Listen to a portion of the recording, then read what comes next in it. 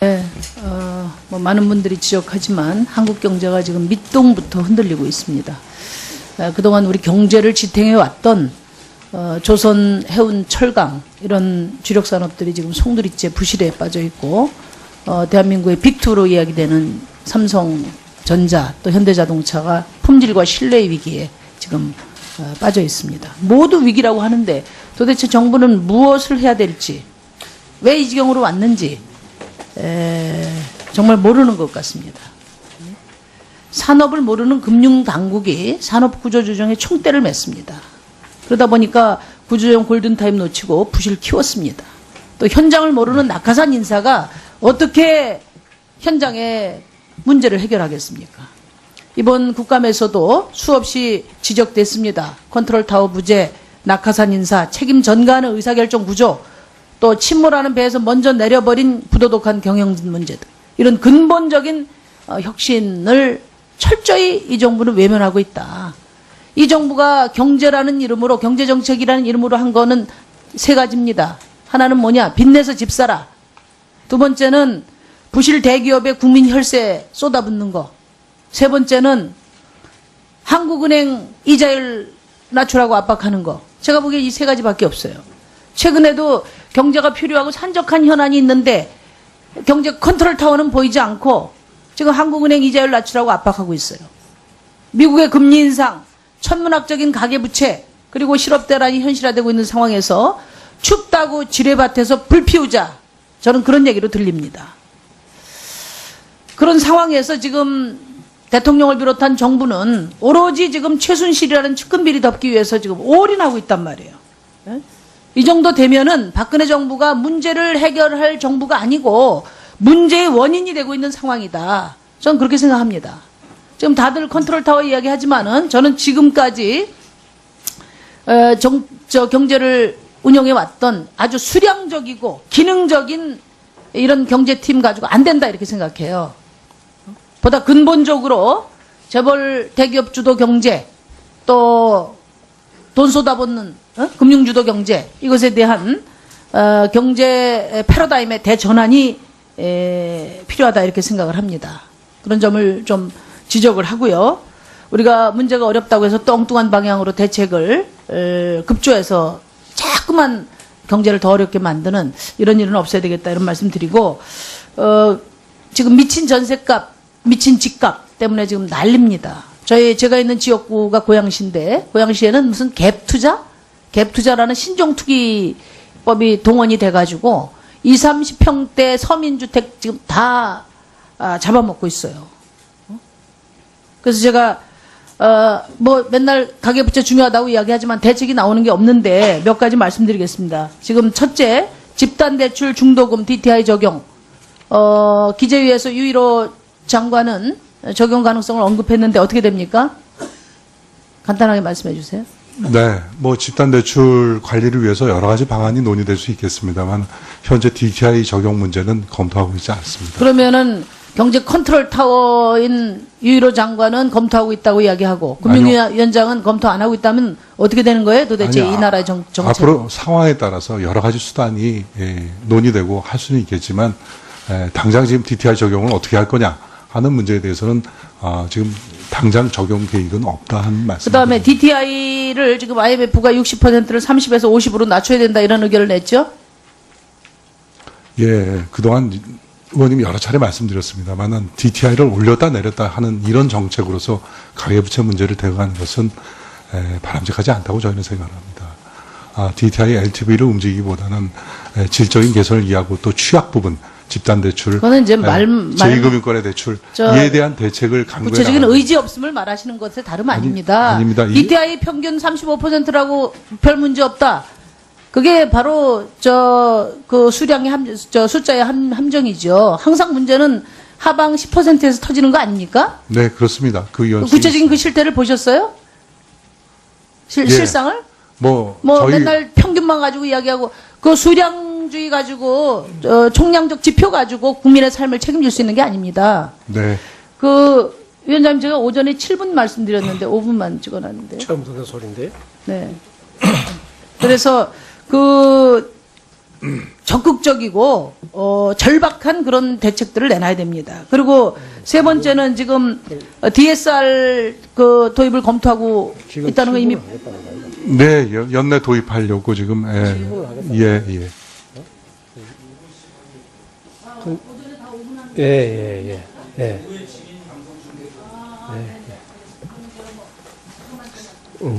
올해 안에 적용이 됩니까? 그다음에 제가 한 가지만 더 말씀드리고 싶은데 이 가계부채 통계를 제가 보니까 한국은행하고 금융당국하고 270조나 차이가 나요.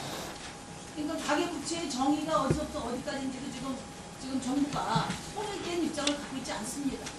뭔가 정의가 제대로 돼야 대책도 나오는 거 아니에요? 우리가 정부 부채를 이야기할 때도 D1, D2, D3처럼 기준을 정하고 그 부채의 성격에 따른 대책들을 이야기하는데 지금 가계부채가 온 나라에 지금 핵심 근심으로 돼 있는데도 가계부채 정의조차 정리가 안 돼 있다 이 말이에요.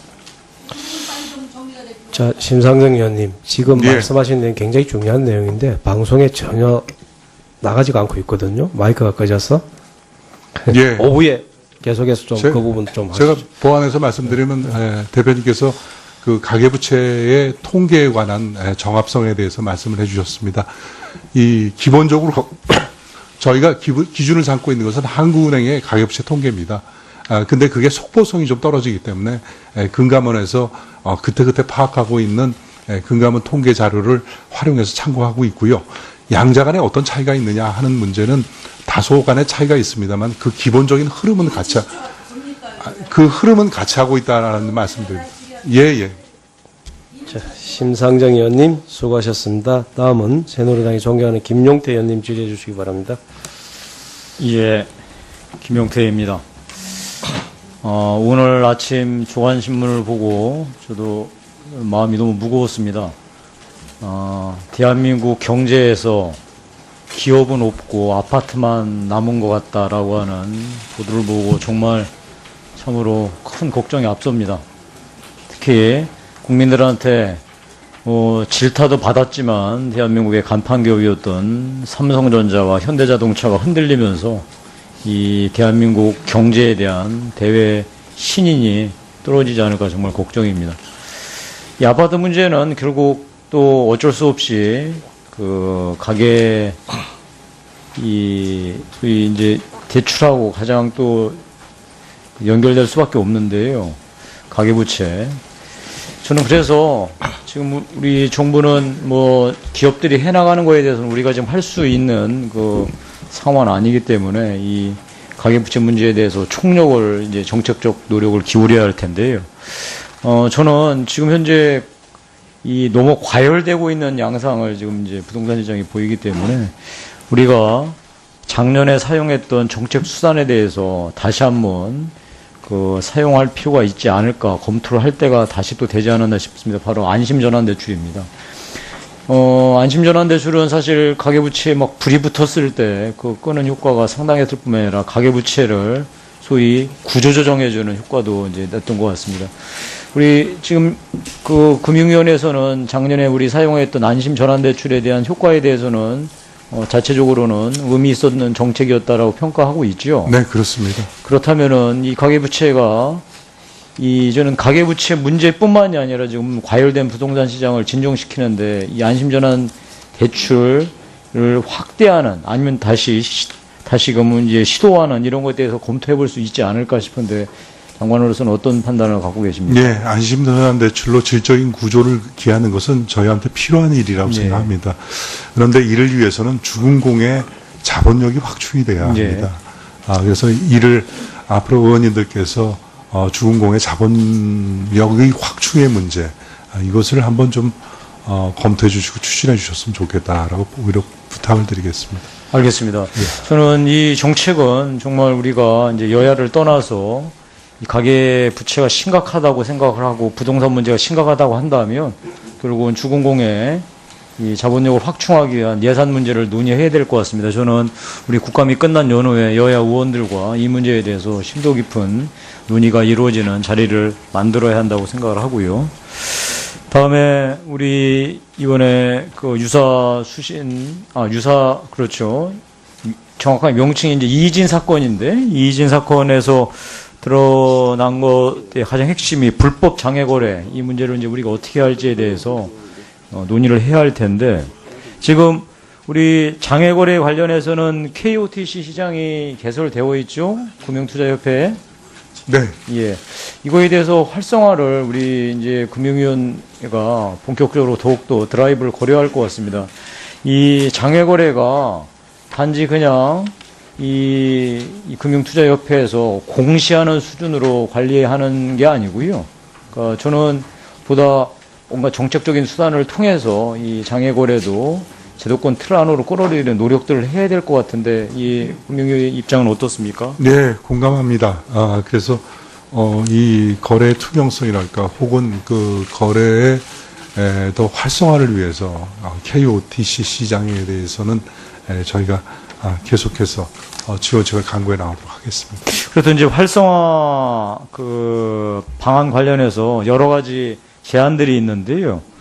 KOTC 시장의 양도소득세 부분에 대해서 이 인센티브를 좀 줘야 되지 않겠느냐. 그래서 면제 관련된 이 건의들이 이어지고 있는데 여기에 대해서는 혹시 검토해 본 적이 있습니까? 예, 그런 세세상에 인센티브가 주어진다면 크게 도움이 될 것입니다. 다만 이는 재정 당국하고 협의가 필요한 문제여서 저희가 앞으로 계속해서 협의를 한번 해보도록 하겠습니다. 다음에 발행 공시 규제, 지금 매출 규제에서 좀 완화해가지고 이게 사실 참 양날의 칼인데요. 규제를 일부 완화하면 장내로 끌어들이는 효과가 있기 때문에 이 부분에 대해서도 검토해 볼 의향이 있으십니까? 네. 좋습니다. 저는 하여튼 이 부분에 대해서는 우리 시장에 리스크를 줄이는 차원에서 양성화시키는 방안을 정부가 적극적으로 검토해 주셨으면 좋겠습니다. 이상입니다. 예. KOTC 시장 활성화하기 위해서는 일단 투자자 보호가 굉장히 중요하다고 생각합니다. 그래서 의원님께서 말씀하신 투자자에게 인센티브를 주는 방안, 그리고 공시제도를 통해서 충분한 정보를 제공하는 방안, 이런 것들을 앞으로도 계속 발전시켜 나가도록 하겠습니다. 예, 김용태 의원님 수고하셨습니다. 다음 더불어민주당이 존경하는 박찬 고요. 우리가 문제가 어렵다고 해서 또 엉뚱한 방향으로 대책을 급조해서 자꾸만 경제를 더 어렵게 만드는 이런 일은 없어야 되겠다 이런 말씀 드리고 지금 미친 전셋값, 미친 집값 때문에 지금 난립니다. 제가 있는 지역구가 고양시인데 고양시에는 무슨 갭투자라는 신종투기법이 동원이 돼가지고 20, 30평대 서민주택 지금 다 잡아먹고 있어요. 그래서 제가 맨날 가계부채 중요하다고 이야기하지만 대책이 나오는 게 없는데 몇 가지 말씀드리겠습니다. 지금 첫째, 집단대출 중도금 DTI 적용. 기재위에서 유일호 장관은 적용 가능성을 언급했는데 어떻게 됩니까? 간단하게 말씀해 주세요. 네, 집단대출 관리를 위해서 여러 가지 방안이 논의될 수 있겠습니다만 현재 DTI 적용 문제는 검토하고 있지 않습니다. 그러면은 경제 컨트롤 타워인 유일호 장관은 검토하고 있다고 이야기하고 금융위원장은 검토 안 하고 있다면 어떻게 되는 거예요? 도대체 이 나라의 정책. 앞으로 상황에 따라서 여러 가지 수단이 논의되고 할 수는 있겠지만 당장 지금 DTI 적용을 어떻게 할 거냐 하는 문제에 대해서는 지금 당장 적용 계획은 없다 한 말. 네, 연내 도입하려고 지금 예. 예.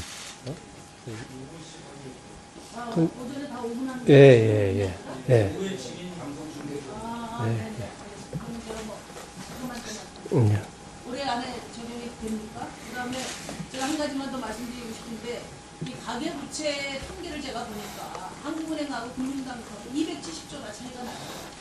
그러니까 가계부채의 정의가 어디서부터 어디까지인지도 지금 정부가 통일된 입장을 갖고 있지 않습니다. 뭔가 정의가 제대로 돼야 대책도 나오는 거 아니에요? 우리가 정부 부채를 이야기할 때도 D1, D2, D3처럼 기준을 정하고 그 부채의 성격에 따른 대책들을 이야기하는데 지금 가계부채가 온 나라에 지금 핵심 근심으로 돼 있는데도 가계부채 정의조차 정리가 안 돼 있다 이 말이에요. 그 부분 빨리 좀 정리가 되고. 자, 심상정 의원님, 지금 예. 말씀하신 내용 굉장히 중요한 내용인데 방송에 전혀 나가지가 않고 있거든요. 마이크가 꺼져서. 예. 오후에 계속해서 좀 그 부분 좀 제가 하시죠. 보완해서 말씀드리면 대표님께서 그 가계부채의 통계에 관한 정합성에 대해서 말씀을 해주셨습니다. 이 기본적으로 저희가 네, 뭐 많은 분들이 지적하지만 한국 경제가 지금 밑동부터 흔들리고 있습니다. 그동안 우리 경제를 지탱해 왔던 조선, 해운, 철강 이런 주력 산업들이 지금 송두리째 부실에 빠져 있고 대한민국의 빅2로 이야기되는 삼성전자 또 현대자동차가 품질과 신뢰의 위기에 지금 빠져 있습니다. 모두 위기라고 하는데 도대체 정부는 무엇을 해야 될지 왜 이 지경으로 왔는지 정말 모르는 것 같습니다. 산업을 모르는 금융당국이 산업구조조정에 총대를 맸습니다. 그러다 보니까 구조조정 골든타임 놓치고 부실 키웠습니다. 또 현장을 모르는 낙하산 인사가 어떻게 현장의 문제를 해결하겠습니까? 이번 국감에서도 수없이 지적됐습니다. 컨트롤타워 부재, 낙하산 인사, 책임 전가하는 의사결정 구조, 또 침몰하는 배에서 먼저 내려버린 부도덕한 경영 문제들. 이런 근본적인 혁신을 철저히 이 정부는 외면하고 있다. 이 정부가 경제라는 이름으로, 경제정책이라는 이름으로 한 거는 세 가지입니다. 하나는 뭐냐? 빚내서 집 사라. 두 번째는 부실 대기업에 국민 혈세 쏟아붓는 거. 세 번째는 한국은행 이자율 낮추라고 압박하는 거. 제가 보기에 이 세 가지밖에 없어요. 최근에도 경제가 필요하고 산적한 현안이 있는데 경제 컨트롤 타워는 보이지 않고 지금 한국은행 이자율 낮추라고 압박하고 있어요. 미국의 금리 인상, 천문학적인 가계부채, 그리고 실업대란이 현실화되고 있는 상황에서 춥다고 지뢰밭에서 불 피우자. 저는 그런 얘기로 들립니다. 그런 상황에서 지금 대통령을 비롯한 정부는 오로지 지금 최순실이라는 측근비리 덮기 위해서 지금 올인하고 있단 말이에요. 이 정도 되면은 박근혜 정부가 문제를 해결할 정부가 아니고 문제의 원인이 되고 있는 상황이다. 저는 그렇게 생각합니다. 지금 다들 컨트롤 타워 이야기하지만은 저는 지금까지 경제를 운영해 왔던 아주 수량적이고 기능적인 이런 경제팀 가지고 안 된다 이렇게 생각해요. 보다 근본적으로 재벌 대기업 주도 경제 또 돈 쏟아붓는 금융 주도 경제 이것에 대한 경제 패러다임의 대전환이 필요하다 이렇게 생각을 합니다. 그런 점을 좀 지적을 하고 그다음에 DTI를 지금 IMF가 60%를 30에서 50으로 낮춰야 된다 이런 의견을 냈죠. 예, 그동안 의원님이 여러 차례 말씀드렸습니다만 DTI를 올렸다 내렸다 하는 이런 정책으로서 가계부채 문제를 대응하는 것은 바람직하지 않다고 저희는 생각합니다. DTI LTV를 움직이기보다는 질적인 개선을 이해하고 또 취약 부분, 집단대출, 그거는 이제 제2금융권의 대출 이에 대한 대책을 강구해 구체적인 의지 없음을 말하시는 것에 다름 아닙니다. 아닙니다. DTI 평균 35%라고 별 문제 없다. 그게 바로 그 수량의 숫자의 함정이죠. 항상 문제는 하방 10%에서 터지는 거 아닙니까? 네, 그렇습니다. 구체적인 그 실태를 보셨어요? 실상을? 저희 맨날 평균만 가지고 이야기하고 그 수량주의 가지고 총량적 지표 가지고 국민의 삶을 책임질 수 있는 게 아닙니다. 네. 위원장님 제가 오전에 7분 말씀드렸는데 5분만 찍어놨는데. 처음 듣는 소리인데. 네. 그래서 적극적이고 절박한 그런 대책들을 내놔야 됩니다. 그리고 세 번째는 지금 DSR 도입을 검토하고 있다는 거 이미